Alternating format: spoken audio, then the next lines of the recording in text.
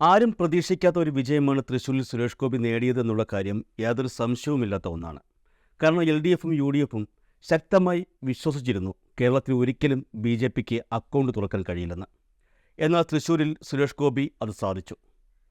ചരിത്രത്തിൽ ആദ്യമായി കേരളത്തിൽ BJPക്ക് ലോക്സഭാ വിജയം ലഭിച്ചു. സുരേഷ് ഗോപിക്കെതിരെ നിന്ന് പരാജയപ്പെട്ടത് LDFിലെ VS സുനിൽകുമാറും കോൺഗ്രസിലെ K മുരളീധരനുമാണ്. അവിചാരിതമായാണ് മുരളീധരൻ തൃശ്ശൂരിൽ സ്ഥാനാർത്ഥിയായത് എന്നുള്ളതുകൊണ്ട് കോൺഗ്രസിൻ്റെ സാധ്യത വിട. സത്യം പറഞ്ഞാൽ അവിടെ ഏറ്റവും കൂടുതൽ സാധ്യത കൽപ്പിക്കപ്പെട്ടിരുന്നത് CPI നേതാവായ VS സുനിൽകുമാറിനായിരുന്നു. ജനകീയ സ്ഥാനാർത്ഥി എന്നുള്ളതായിരുന്നു സുനിൽകുമാറിൻ്റെ മേന്മ. ഉറപ്പായും തൃശ്ശൂർ പിടിച്ചെടുക്കാൻ ഇടതുപക്ഷത്തിന് കഴിയും എന്ന് തന്നെ എല്ലാവരും കരുതി. കഴിഞ്ഞ നിയമസഭാ തെരഞ്ഞെടുപ്പിൽ 2 പ്രഗത്ഭ സ്ഥാനാർത്ഥികൾ എതിർവശത്തുണ്ടായിരുന്നിട്ടും CPI സ്ഥാനാർത്ഥിയായ ബാലചന്ദ്രൻ അവിടെ വിജയിച്ചിരുന്നു. BJPക്ക് വേണ്ടി സുരേഷ് ഗോപിയും കോൺഗ്രസിനു വേണ്ടി പത്മജ വേണുഗോപാലുമാണ് അന്ന് മത്സരിച്ചത്. രണ്ടുപേരെയും പരാജയപ്പെടുത്തിക്കൊണ്ട് നിർണായക വിജയം ബാലചന്ദ്രൻ സ്വന്തമാക്കുകയായിരുന്നു. ഒരർത്ഥത്തിൽ അതൊരു അത്ഭുത വിജയം തന്നെയായിരുന്നു. ഭൂരിപക്ഷം പേരും പ്രതീക്ഷിക്കാത്ത ഒരു വിജയം. എന്നാൽ ഇക്കഴിഞ്ഞ ലോക്സഭാ തിരഞ്ഞെടുപ്പിൽ VS സുനിൽകുമാറിൻ്റെ വിജയം ഭൂരിപക്ഷം പേരും പ്രതീക്ഷിച്ചിരുന്നു. എന്നിട്ടും സുനിൽകുമാർ തോറ്റു. സുരേഷ് ഗോപി ജയിച്ചു. എങ്ങനെയാണ് സുരേഷ് ഗോപി തൃശ്ശൂരിൽ വിജയിച്ചത് എന്ന ചോദ്യം അതിനുശേഷം ഉയർന്നിരുന്നു. പല കാരണങ്ങളും പലരും പറയുന്നുണ്ട്. സുരേഷ് ഗോപി വർഷങ്ങളായി തൃശ്ശൂർ കേന്ദ്രീകരിച്ച് പ്രവർത്തിക്കുകയാണെന്നും തൃശ്ശൂരിലെ ജനങ്ങളെ തൻ്റെ ജനകീയത കൊണ്ട് അദ്ദേഹം സ്വാധീനിച്ചു എന്നും സുരേഷ് ഗോപിയെ വിജയിപ്പിച്ചാൽ മണ്ഡലത്തിനും ഗുണമുണ്ടാകുമെന്ന് ജനങ്ങൾക്ക് മനസ്സിലായി എന്നുമൊക്കെ പല ഉത്തരങ്ങളും എത്തുന്നുണ്ട്. എന്നാൽ പ്രധാനമായും ഇവിടെ ചൂണ്ടിക്കാണിക്കാനുള്ളത് കഴിഞ്ഞ നിയമസഭാ തിരഞ്ഞെടുപ്പിലും സുരേഷ് ഗോപി ഇതേ ജനകീയതയോടെ തന്നെയാണ് മത്സരിച്ചത് എന്നുള്ളതാണ്. അന്നില്ലാത്ത എന്ത് അത്ഭുതമാണ് ഇത്തവണത്തെ ലോക്സഭാ തിരഞ്ഞെടുപ്പിന് സംഭവിച്ചത്? എങ്ങനെയാണ് ഈ തിരഞ്ഞെടുപ്പിൽ സുരേഷ് ഗോപി മിന്നും വിജയം സ്വന്തമാക്കിയത്? ഒളിഞ്ഞിരുന്ന ആ ഉത്തരമാണ് കഴിഞ്ഞ ദിവസം മറനീക്കി പുറത്തു വന്നിരിക്കുന്നത്. എന്നാൽ അതിനേക്കാൾ ഈ സംഭവത്തെ ഗൗരവമുള്ളതാക്കി മാറ്റുന്നത് അതിനു കാരണം അറിഞ്ഞോ അറിയാതെയോ CPM ആണ് എന്നുള്ളതാണ്. പാത്രമറിഞ്ഞ് വിളമ്പിക്കൊടുക്കുക എന്നൊരു പഴമൊഴിയുണ്ട്. ആളറിഞ്ഞ് ദാനം ചെയ്യുക എന്നുള്ളതും ഇതുമായി ബന്ധപ്പെടുത്തി പറയുന്ന ഒന്നാണ്. അത്തരത്തിലൊരു ദാനം നൽകലാണ് CPMനെ ഇപ്പോൾ പ്രതിസന്ധിയിലാക്കി നിർത്തിയിരിക്കുന്നത്.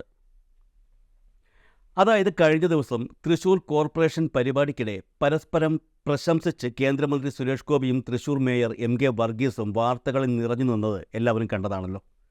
ഇടതുപക്ഷത്തിൻ്റെ പിന്തുണയോടെ തൃശ്ശൂർ കോർപ്പറേഷൻ ഭരിക്കുന്ന അതേ മേയറുടെ കാര്യം തന്നെയാണ് പറയുന്നത്. അയ്യന്തോളിൽ കോർപ്പറേഷൻ്റെ urban health and wellness centre ഉദ്ഘാടന ചടങ്ങിലാണ് സുരേഷ് ഗോപി മേയറെ പ്രശംസിച്ചത്. പിന്നാലെ പ്രസംഗിച്ച മേയർ സുരേഷ് ഗോപിയെയും പ്രശംസിച്ചു.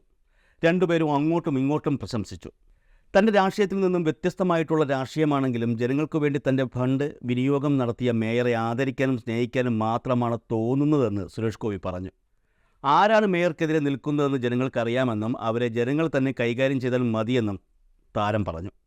സുരേഷ് ഗോപിയെപ്പോലെ ഒരു വ്യക്തി BJP ടിക്കറ്റിൽ മത്സരിച്ച് വിജയിച്ച് BJPയുടെ കേന്ദ്രമന്ത്രിയായി തുടരുന്ന ഒരു വ്യക്തി മറ്റൊരു രാഷ്ട്രീയ നേതാവിനെ ഇത്തരത്തിൽ പുകഴ്ത്തണമെങ്കിൽ അതും താൻ മത്സരിച്ച മണ്ഡലത്തിലെ പ്രധാന കോർപ്പറേഷനിലെ മേയറെ, അതിലെന്തോ കാര്യമുണ്ടോ തന്നെയല്ലേ തോന്നുന്നത്? അതിനെക്കുറിച്ച് ആലോചിക്കുന്നതിന് മുൻപ് മറ്റൊരു സംഭവം കൂടി ഒന്ന് ഓർക്കണം. ലോക്സഭാ തിരഞ്ഞെടുപ്പ് പ്രഖ്യാപിച്ച സമയത്തും മേയർ സുരേഷ് ഗോപിയെ പ്രശംസിച്ചിരുന്നത് ആരും മറന്നിട്ടില്ല. സുരേഷ് ഗോപി MP ആകാൻ ഫിറ്റായ വ്യക്തിയെന്നാണ് അന്ന് MK വർഗീസ് പറഞ്ഞത്. പിന്നീട് പ്രസ്താവന വിവാദമായതോടെ പുള്ളിക്കാരനൊരു ചെറിയ തിരുത്ത് വരുത്തി. സുരേഷ് ഗോപി മാത്രമല്ല 3 സ്ഥാനാർത്ഥികളും ഫിറ്റാണെന്നാണ് മേയർ തിരുത്തിയത്. അപ്പോഴും മേയർ പറയുന്നില്ല ഇടതുപക്ഷ സ്ഥാനാർത്ഥി മാത്രമാണ് ഫിറ്റെന്ന്. മേയറും സുരേഷ് ഗോപിയും തമ്മിലെ അടുപ്പം അന്നേ പ്രശസ്തമാണ്. ഇക്കാര്യം CPI നേരത്തെ ചോദ്യം ചെയ്യുകയും ചെയ്തിരുന്നു. കഴിഞ്ഞ ദിവസം നടന്ന സുരേഷ് ഗോപിയുടെ പുകഴ്ത്തലിനു ശേഷം സുരേഷ് ഗോപിയെ പുകഴ്ത്താനും മേയർ സമയം കണ്ടെത്തി. ജനം സുരേഷ് ഗോപിയെ പ്രതീക്ഷയോടെയാണ് കാണുന്നതെന്നും തൃശ്ശൂരിൽ സുരേഷ് ഗോപി വൻ പദ്ധതികൾ കൊണ്ടുവരുമെന്ന് പ്രതീക്ഷിക്കുന്നതായും മേയർ MK വർഗീസ് പറഞ്ഞു. വലിയ വലിയ പദ്ധതികളാണ് സുരേഷ് ഗോപിയുടെ മനസ്സിലുള്ളതെന്നും മേയർ പറഞ്ഞു. കഴിഞ്ഞ ദിവസം മേയർ പറഞ്ഞ ഈ കാര്യങ്ങളൊക്കെ യഥാർത്ഥത്തിൽ പറയേണ്ടതാരാണ്? സുരേഷ് ഗോപി പറയേണ്ട കാര്യങ്ങളാണ് അത്. പക്ഷേ മേയർ പറഞ്ഞു. അതാണ് ആ മനസ്സുകൾ തമ്മിലുള്ള പൊരുത്തം. ഇനി പറയൂ, തൃശ്ശൂരിൽ എങ്ങനെയാണ് സുരേഷ് ഗോപി ഇത്ര വലിയ വിജയം നേടിയതെന്ന് വ്യക്തമായില്ലേ? അതിനേക്കാളും കുറച്ചുകൂടി വ്യക്തമായി ചോദിച്ചാൽ എങ്ങനെയാണ് അവിടെ LDF തോറ്റതെന്ന് മനസ്സിലായില്ലേ? MK വർഗീസിനെ പോലെ ഒരു മേയറെ LDF പിന്തുണയോടെ കോർപ്പറേഷൻ ഭരിക്കാൻ വിടുമ്പോൾ അതുമൂലം ഇടതുപക്ഷത്തിന് എന്തെങ്കിലും ഗുണമുണ്ടാവണ്ടേ? രാഷ്ട്രീയപരമായി തന്നെ എന്തെങ്കിലും ഗുണമുണ്ടാകണം. പക്ഷേ അത് ഉണ്ടായോ എന്നുള്ളത് ഈ ലോക്സഭാ തിരഞ്ഞെടുപ്പിന് ശേഷം ഒന്ന് ആലോചിച്ച് നോക്കണം. അപ്പോൾ മനസ്സിലാകും ഒന്നും ഉണ്ടായില്ല എന്ന്. മാത്രമല്ല കയ്യിലിരുന്നത് പോവുകയും ചെയ്തു. ഇടതുപക്ഷത്തിന് ജയിക്കാൻ കഴിയാത്ത സീറ്റുകളിൽ ഒരുപക്ഷെ UDF അധികാരത്തിൽ വന്നാലും ഒരു കാരണവശാലും മറ്റൊരു വർഗീയ പാർട്ടിയും വരരുത് എന്ന് ആഗ്രഹിക്കുന്നവരാണ് CPM നേതൃത്വം നൽകുന്ന LDF. എന്നാൽ തൃശ്ശൂരിൽ അങ്ങനെയാണോ സംഭവിച്ചത്?